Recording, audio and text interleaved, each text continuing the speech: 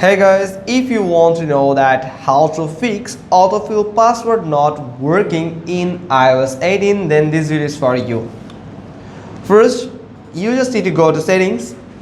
If your autofill and password is not working, then you can just go to the general section and here you'll find autofill and passwords. Now make sure that autofill and passwords and passkeys this option is enabled on your device, so you can just use this feature on your iPhone.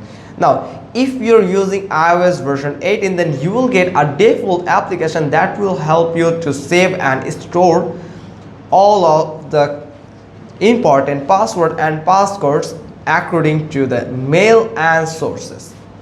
So if you have saved it properly, then you will get at in this password section, or if you have saved it on your Google account, then you will find it on Google or on your Chrome browser.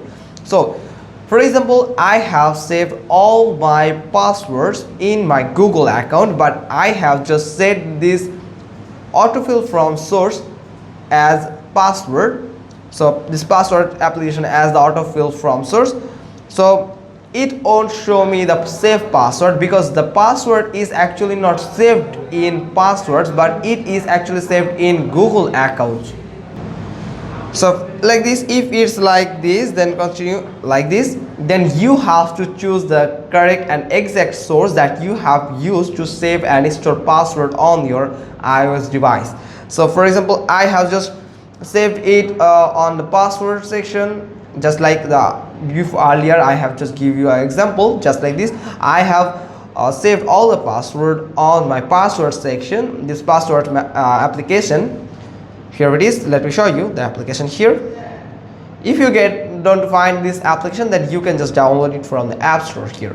So, and I found that I have just set the source for Google. So Google as a source I have selected in the autofill and passkey, autofill password and passkey section. So it won't show me that password that I have saved in passwords. So that's why select the source here carefully that you have used to use the save password or for autofill.